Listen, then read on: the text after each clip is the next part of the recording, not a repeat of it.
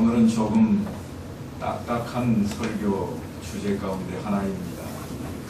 지난 시간에는 우리가 하나님의 언약에 대한 내용을 다윗의 삶을 통해서 살펴보았습니다만, 오늘은 조금 더 딱딱해진 내용을 가지고 여러분과 함께 나눠야 될 것 같습니다.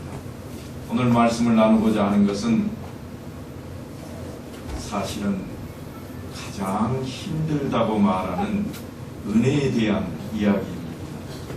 율법과 은혜에 대한 이야기를 이 시간에 나누게 될 터인데, 그래도 졸지 마십시오.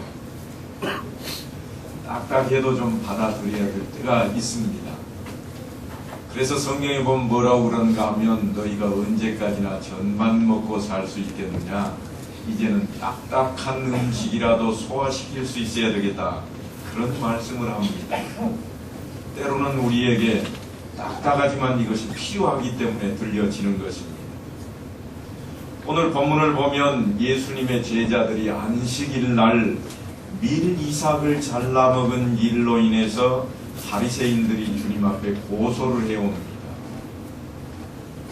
그러자 주님께서 오늘 본문의 내용을 보면 다윗이 범죄했던 내용을 인용합니다. 다윗이 어떤 사람입니까? 이스라엘 백성들에게 내놓으라는 왕이에요.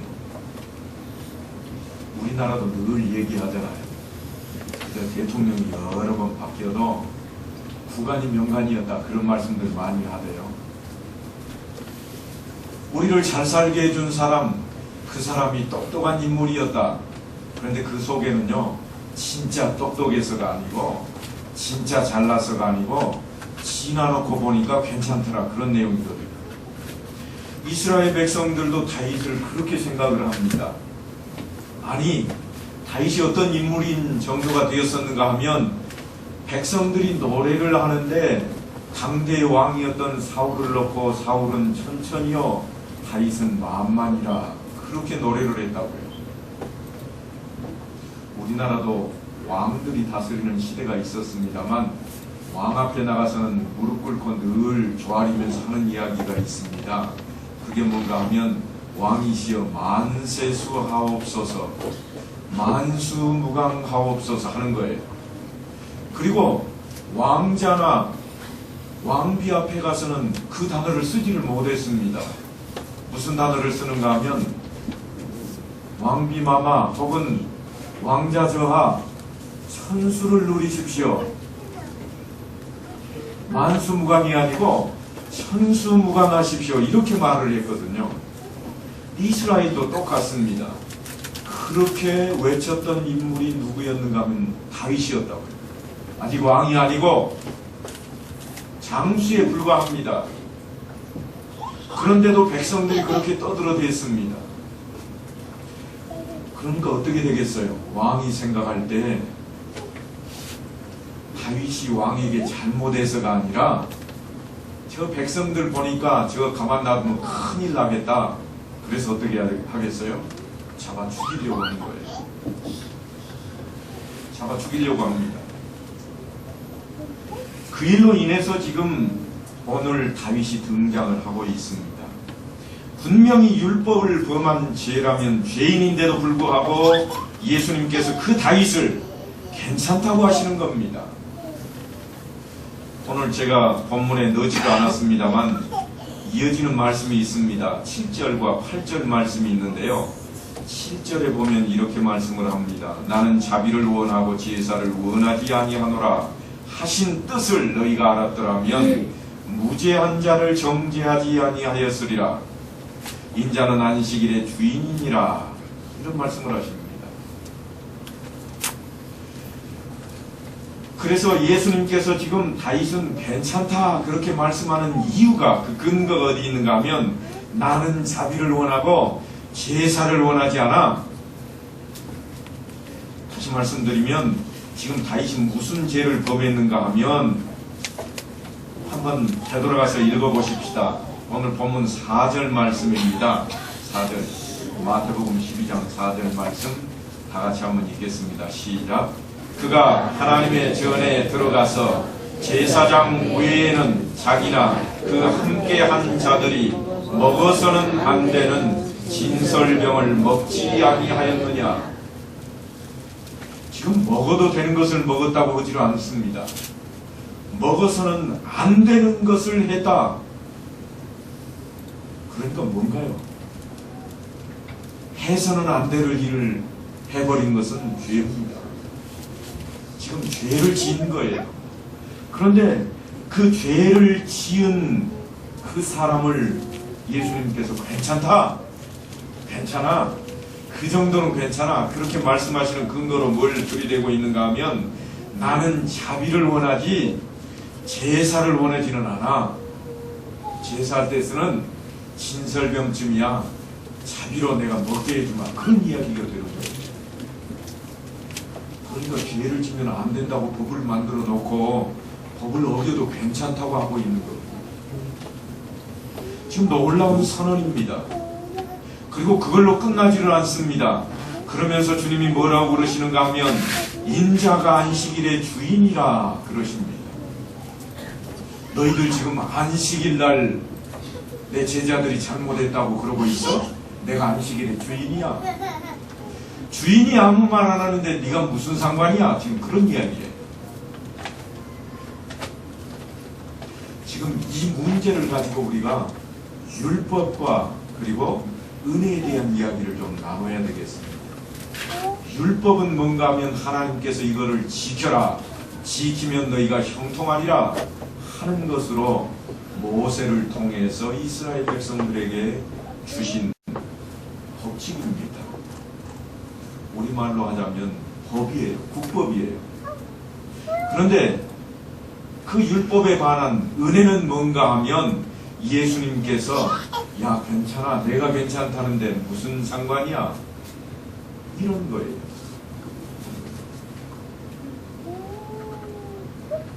성경이 참 묘합니다. 안 된다고 그럴 때는 언제고 지금 왜 또 괜찮다고 그러느냐 하는 것입니다. 이것이 쉽지를 않습니다. 그래서 제가 서두에 무거운 제목이라, 딱딱한 제목이라 그랬습니다. 우리가 지난 시간에는 요나단과 다윗의 언약에 대해서 이야기를 나누었습니다. 그런데 그 요나단이 자기 아버지 사울왕이 다윗을 죽이려고 하는 그 의도와 진념이 강한 것을 확인하고 그 사실을 다윗한테 알려줘 버립니다. 그래서 다윗은 도망자 신세가 되고 말았습니다. 사무엘상 21장에 가면 이 이야기들이 자세하게 기록이 되어 있습니다. 사무엘상 21장 1절로 6절에 가면 얼마나 황급하게 도망을 쳤던지 아무런 준비도 없이 녹당에 있는 아히멜렉 제사장에게 도착한 장면이 그려져 있습니다. 다윗을 따르는 수하들이 몇이 있었지만 얼마나 경황이 없었던지 아무런 식량도 무기도 준비하지 못했습니다. 오늘 자막이 지금 본문 그 내용이 나가고 있습니다만, 그래서 제사장에 떡을 좀 달라 그럽니다. 그랬더니 제사장이요, 보통 떡은 없습니다. 하지만 떡이 있기는 있는데 그게 무슨 떡인가 하면 하나님 앞에 제사 드리는 데 쓰여진 진설병만 있습니다. 그럽니다. 이 진설병은요, 성전의 지성소에 상 위에다가 안식일마다 펴놓는 떡입니다. 두 줄로 해서 12개를 차려놓는데, 이 진설병은 매 안식일마다 제사장이 가져다 올려놓습니다. 그리고 일주일이 지나면 다시 따끈한 걸로, 새 걸로 가져다 놓고 얹혀있던 거는 내려다가 제사장이 먹는 것입니다. 제사장 위에는 아무도 먹지 못하도록 되어 있는 법이 있습니다. 그런데 여기 두 줄로 12개의 떡덩이가 있는 것은요, 이스라엘의 12지파를 의미합니다. 다시 말하면 12지파를 그 어느 누구도 건드릴 수 없다. 오직 하나님만이 주관하시고 하나님의 뜻을 대신 시행하는 제사장만이 건드릴 수 있다. 그런 의미를 담고 있습니다.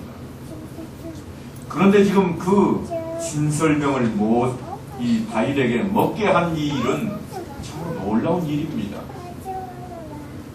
이 일로 인해서요, 나중에 아히멜렉 제사장은 어떻게 돼버리는가 하면 사울에 의해서 죽임을 당해버립니다.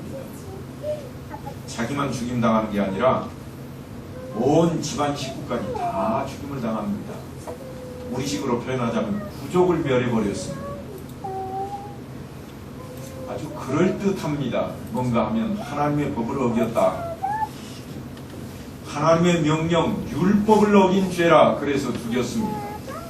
그런데 사실은 왜 죽였는가 하면 자기가 쫓고 있는 다윗을 숨겨주고 먹을 것 주고 그래서 죽인 겁니다. 그러니까 지금 사울이 잡아 죽여야 되는 원수가 누군가 하면 다윗입니다. 그런데 그 다윗이 제사장만이 먹을 수 있는 떡을 먹은 것은 어떤 의미가 되는가 하면 그 떡은 이스라엘의 의식법을 어기는 죄를 범하게 된 것이요. 또한 더 크게 말하자면 다윗이 지금 율법을 어긴 게 됩니다. 그런데 예수님께서 오늘 본문에 보니까 그것을 변호하고 나섭니다. 괜찮아. 그 정도는 괜찮아. 그러니 바리새인들이 얼마나 노발대발하겠습니까? 지금 예수님의 제자들이 길을 가다가 안식일날 밀 이삭을 잘라 먹어버렸습니다. 안식일날은 절대로 해서는 안 되는 일을 했습니다. 그런데 예수님께서 무엇을 근거로 들이내미는가 하면 야 너희들 다이당 알지? 너희들은 다이당 하면 꾹꾹 죽잖아. 다이당이 옛날에 그런 죄 범했어. 다윗을 욕할래? 내 제자들 욕할래? 지금 그런 얘기예요. 너희들이 그렇게 존경하고 너희 아버지라고 너희의 조상이라고 여기는 다윗도 옛날에 범죄했다.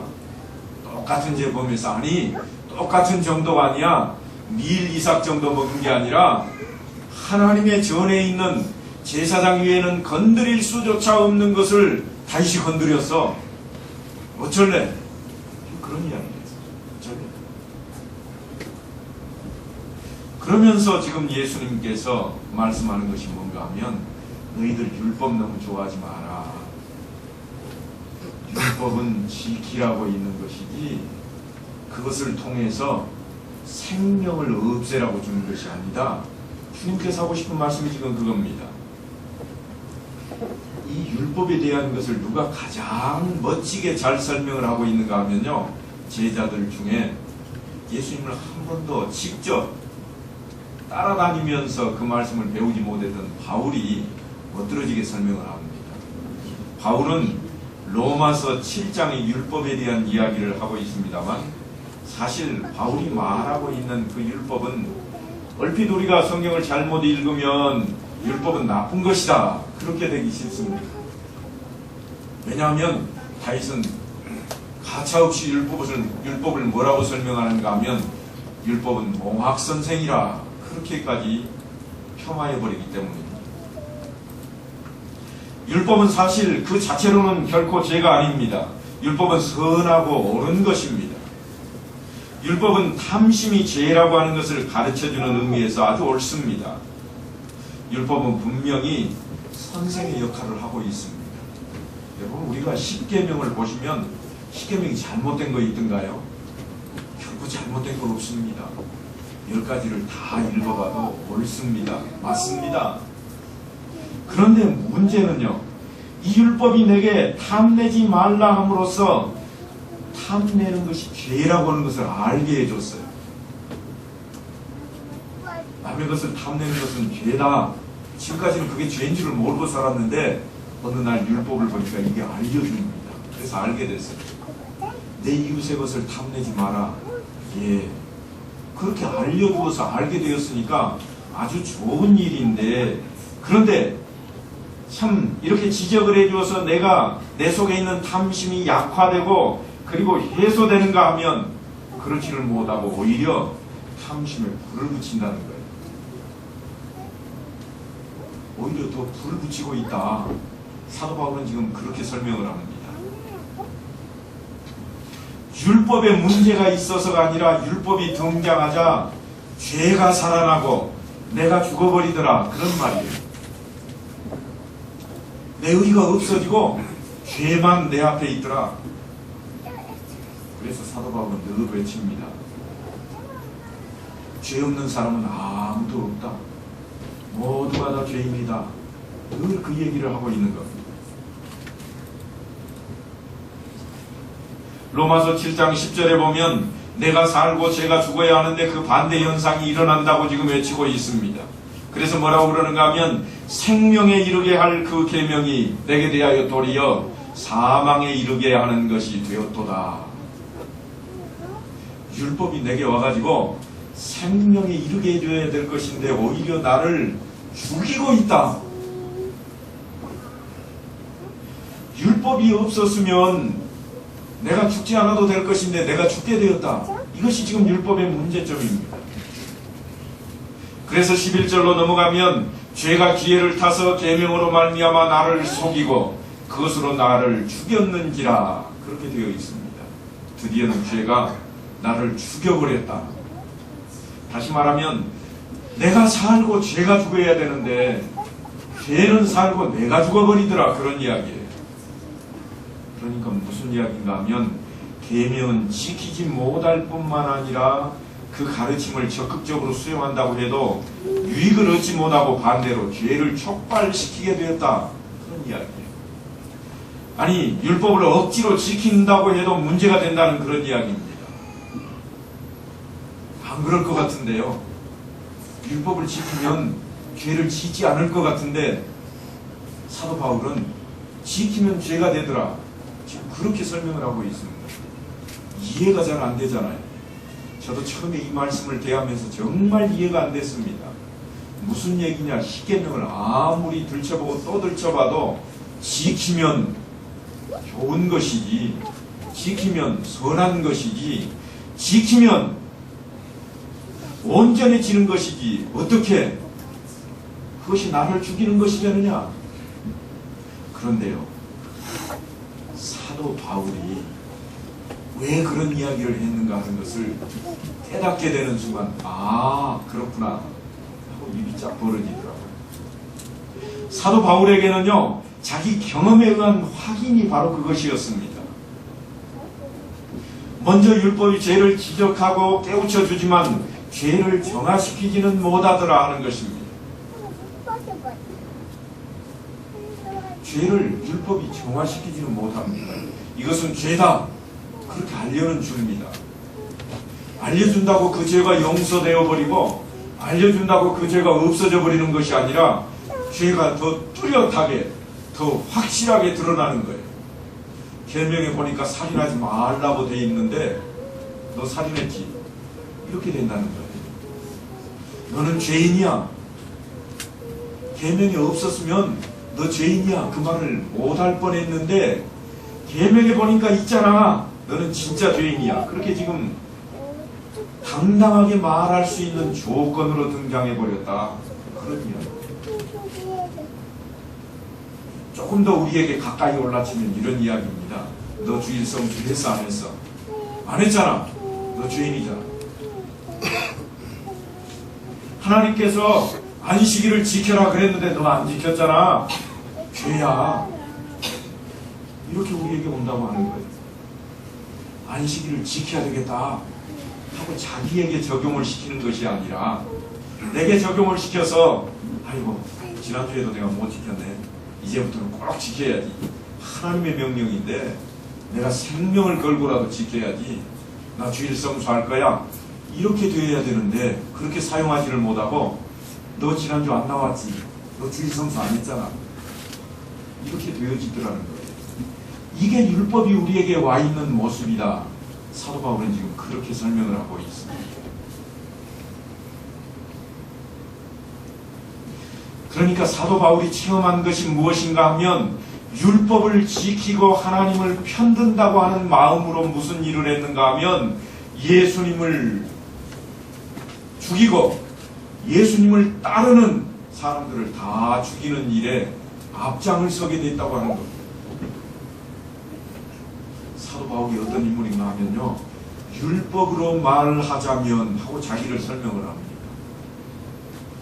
혈통도 내놓을 만하고, 내가 그래도 율법으로 말하자면 누구한테 율법을 배웠는가 하면 가말리엘 문화에서 내가 배운 사람이야.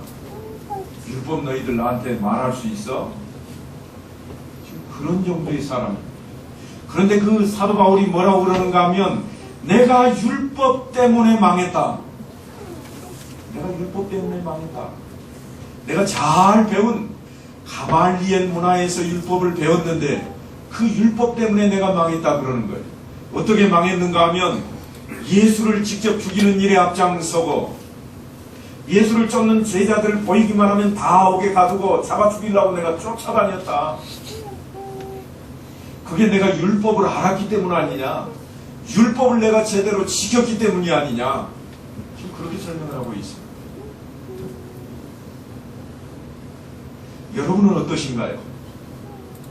성경을 내가 더 보다 많이 읽고 내가 성경 말씀을 많이 알아서 내 자신이 어떻다고 생각을 합니까? 보다 더 말씀을 지키는 쪽으로 가고 있습니까? 아니면 다른 사람들을 향해서 사도 바울처럼 너는 아니야, 너는 죽어야 돼, 너는 죄인이야, 이런 쪽으로 가고 있습니다. 사도 바울은 율법이 나쁘다는 게 아닙니다. 율법이 나쁘다는 게 결코 아닙니다.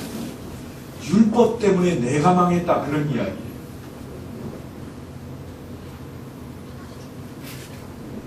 놀라운 것은 율법을 지키기만 하면 선해지고 하나님께로 찾아가는 것이 아니라 자기 자신의 의만 드러나더라, 그런 이야기예요. 내가 더 나은 인물이야, 너는 아니야, 그러니까 죽어야 돼. 너 하나님 똑바로 안 믿지, 내가 잡아갈 거야. 지금 이렇게 사도 바울이 되었다고 고백을 하고 있는 겁니다. 율법을 지켜도 하나님을 찾지 않게 되더라는 것이 바울의 고백입니다. 그러니까 사실은 율법이 문제가 아니라 죄가 문제인 것입니다. 죄가 문제예요, 사실은. 그래서 사도 바울이 우리를 어디로 끌고 가는가 하면 24절에 있는 말씀처럼 오호라 나는 곤고한 사람이로다, 이 사망의 몸에서 누가 나를 건져내리라, 그렇게 말씀을 합니다. 아주 처절한 비명으로 가게 되는 겁니다.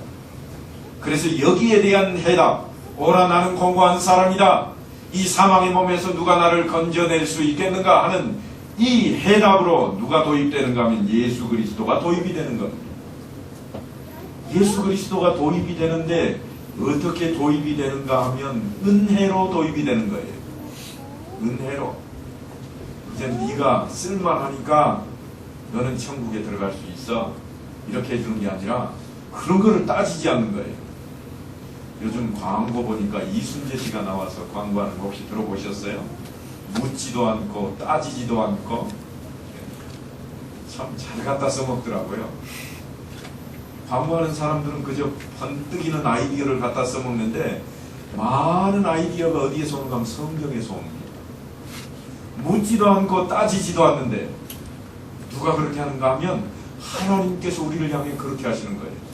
내가 묻지도 않고 따지지도 않고 너를 천국에 들여보내주겠다, 그렇게 나서시는 거예요. 그걸 보고 우리가 뭐라고 그러는가 하면 은혜라 그러면 값없이 선물로 주셨다, 그래서 은혜라 그러는 거예요. 율법은 뭔가요? 율법은 이런 거예요. 하나님께서 너희가 이것을 지켜라, 그러면 너희가 형통하게 될 것이다. 너희가 이것을 지켜라, 그러면 내가 너희를 내 백성 삼겠다 하는 것이었어요. 그런데 지나고 보니까 율법은 인간들이 할 수 없는 것이더라, 그런 말이에요. 지키면 정말 좋은 것인데, 여러분 이런 광고는 혹시 들어보셨어요? 그거 좋은 것은 내가 정말 알겠는데, 그거 좋은 것은 정말 알겠는데, 그렇게 누군가 나와서 외치더라고요. 뭘 광고하는 건가요? 뭔가 약 광고하는 것 같던데. 정말 율법이 좋은 것은 알겠는데 율법 가지고는 안 되더라. 왜냐하면 인간의 죄성 때문에 안 되더라고 하는 거예요. 그래서 어떻게 해야 되는가 하면 그냥 줘야 되겠다. 그냥 이거 조건 따져가지고는 안 되겠다. 하나도 못 건지겠다. 이 정도 되면 내가 건져주겠다 그랬는데 그거 따져가지고는 이것들 쳐다보니까 하나도 안 되겠다. 그래서 어떻게 하고자 하는가 하면 거저 받아라. 내가 거저 줄게. 그래서 은혜를 허락하시는 거예요. 그것이 지금 대비되고 있습니다. 율법과 은혜가 그렇게 대비되고 있는 거예요. 여러분 한번 생각해 보십시오. 죄는 어떤 것들이 죄인가 하면 우리가 생각하는 의식적인 죄가 있습니다. 그게 뭔가 하면 도덕적인 죄예요. 도덕적인 것. 우리가 법으로 정해놓고 지켜야 되겠다 하고 하는 이 도덕법이 있습니다만 성경은 그것만 죄라고 그러지 않습니다. 그것만 죄라고 그러면 얼마나 좋겠어요. 공자도 맹자도 아니 부처도 다 천국에 갈 수 있는 세상이 되는 거예요.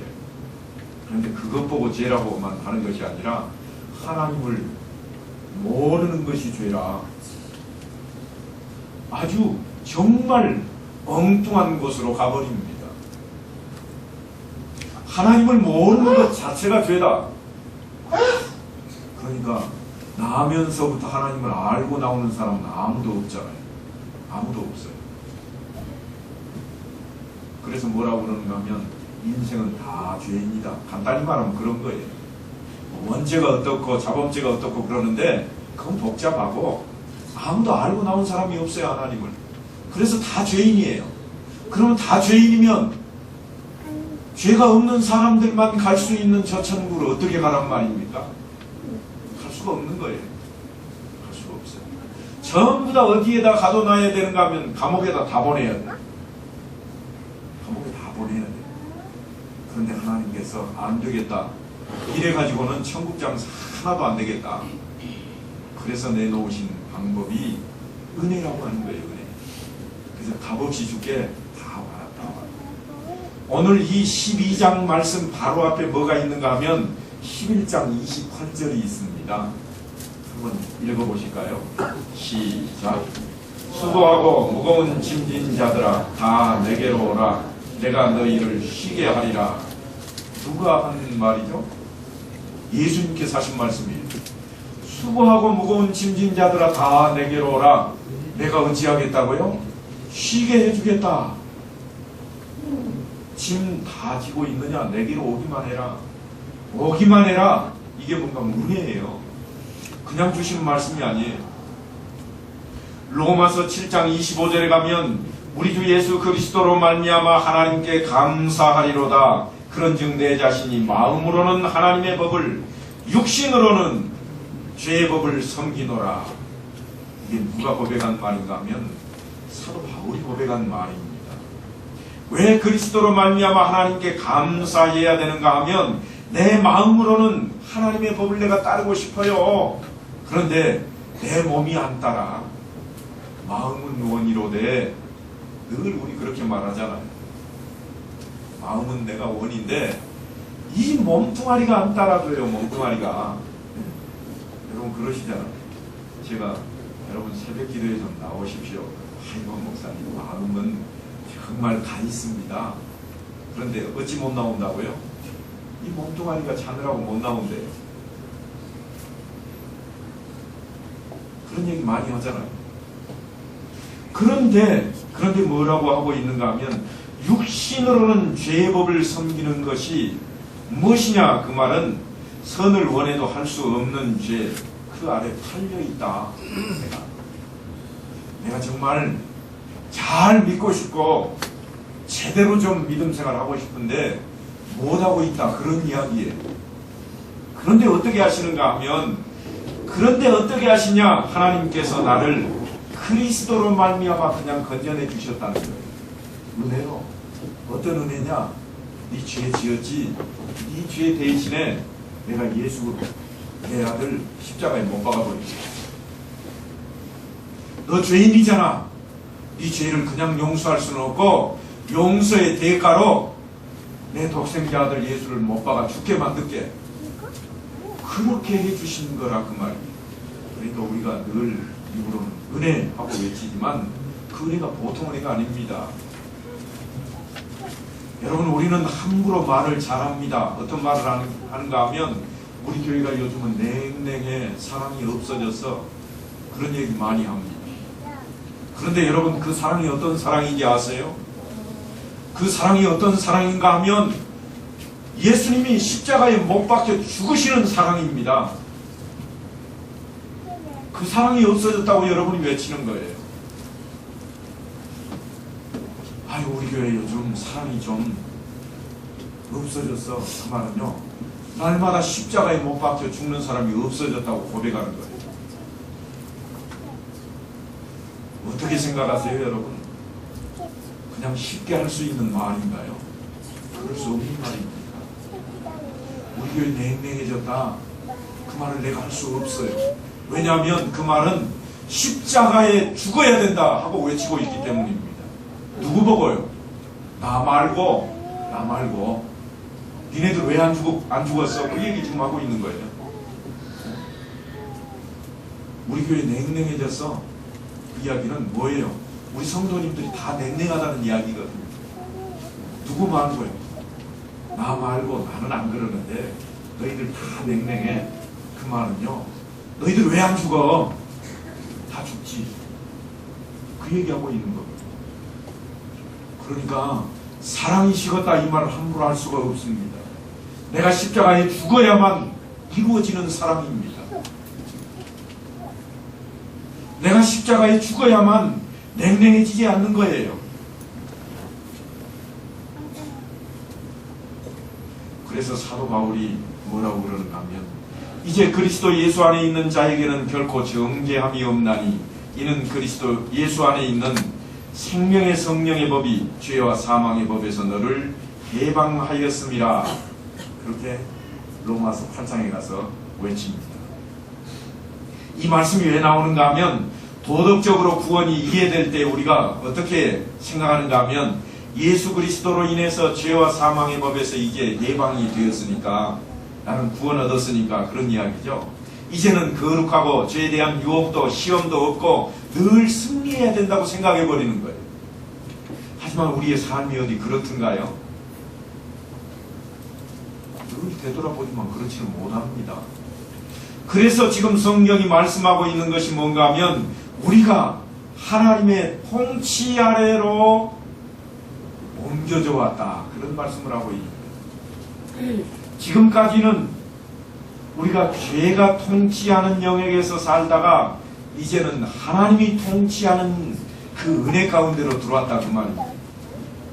이제는 내가 변화돼가지고 죄를 짓지도 않고 내가 나쁜 짓을 하지도 않고 절대로 선하고 착하게만 살고 있는 그런 모습이 되는 것이 아니라, 비록 내가 그렇게 살고는 있지만 누가 내 왕이냐, 그 이야기예요.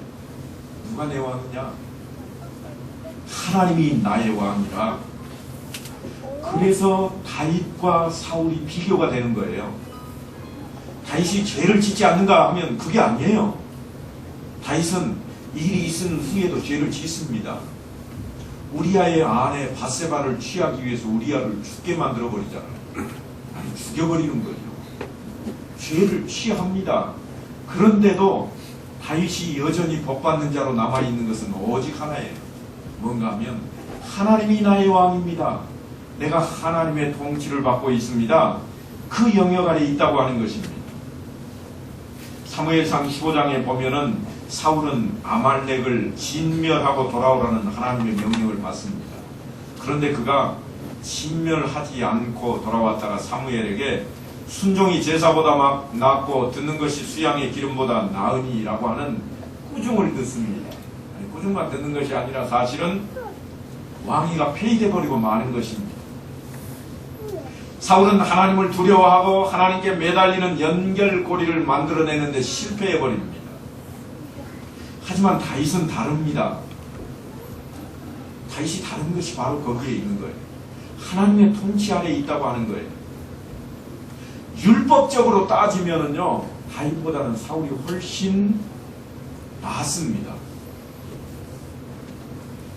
그런데 다윗이 지금 괜찮아 보이는 것은 다른 게 아니에요. 하나님의 은혜 아래에 있다고 하는 것입니다.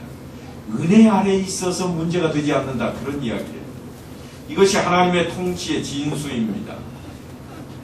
한번 생각해 보십시오. 솔로몬이 왕이 되었을 때 그가 하나님 앞에 엎드려 기도합니다. 기도할 때 하나님께서 네가 무엇을 원하냐 그랬더니 솔로몬이 뭘 구하죠? 지혜를 구합니다.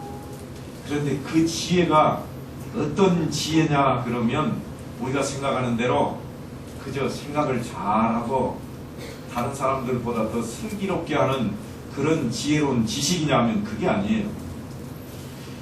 그가 말을 하기를 뭐라고 그러는가 하면 나는 어린아이라 백성 앞에 출입할 줄을 알지 못하니 지혜를 주옵소서 그럽니다. 백성 앞에 출입한다 하는 이 말은 이스라엘은 신정국가예요. 하나님께서 다스리는 국가입니다.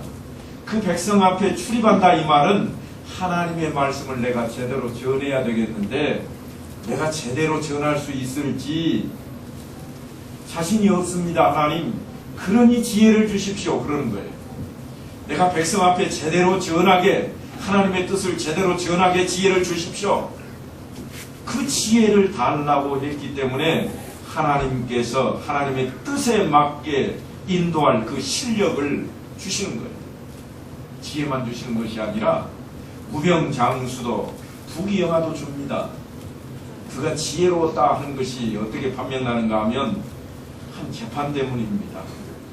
같은 날 두 여인이 아이를 낳았는데 하필이면 아이를 낳아놓고 하루는요 한 여인이 아이를 깔고 자버려서 죽어버립니다. 한 집에 살았는데 두 여인 중에. 그래서 아이가 죽었으니 어떡합니까? 살인자는 죽어야 되는 게 그들의 법이거든요. 그래서 뭐라고 그러는가 하면 내가 죽은 게 아니야. 저게 살아있는 저게 내 아들이야. 둘이 다 자기 아들이라고 우깁니다. 그래서 재판 가는 데 갔다가 상고하고 상고에서 어디까지 오는가 하면 왕 앞에까지 오는 거예요. 솔로몬 왕 앞에까지 옵니다. 어디 생모가 자기 친아들을 몰라보겠습니까? 분명히 압니다. 솔로몬이 어찌 판결을 했습니까? 서로 자기라고 우기니까 솔로몬이 하는 말이 병사를 불러가지고 야, 저 아이 둘로 쪼개가지고 둘이 다 나눠줘라 그러잖아요. 그랬더니 생모가 뭐라고 그럽니까? 아니요, 내 아들 아니어도 괜찮습니다. 지금 내 아들 아니어도 괜찮다 이 말은요 뭘 선언하는가 하면 내가 아이를 깔아 죽였으니 내가 살인자요 나를 죽이시오 그 얘기예요. 너무 쉽게 읽으시면 안 됩니다. 내가 죽겠습니다. 그 아이 살리십시오. 지금 그 얘기거든요. 그래서 어쩝니까? 솔로몬이 야, 저 여인이 진짜 엄마다. 그 여인에게 아이를 주고 저쪽 여인 나눠서 갖겠다고 하는 저 여인은 죽여라. 그렇게 되는 거예요. 그러니까 하나님께서 가신 지혜가 어떤 지혜인가 하면 자식을 사랑하는 마음, 부모의 마음을 주는 지혜입니다. 보통 지혜가 아닙니다. 하나님의 통치라고 하는 것이 바로 그것이라는 거예요. 다윗이 진설병을 얻어먹은 것을 지금 예수님께서 그저 괜찮다고 말씀하시는 것이 바로 그 이유입니다. 너 죄 지었어 하고 따지고 들어오는 하나님이 아니고 지금은 네가 죽게 돼 있으니까 제사장이 먹는 진설병이지만 네가 먹어라.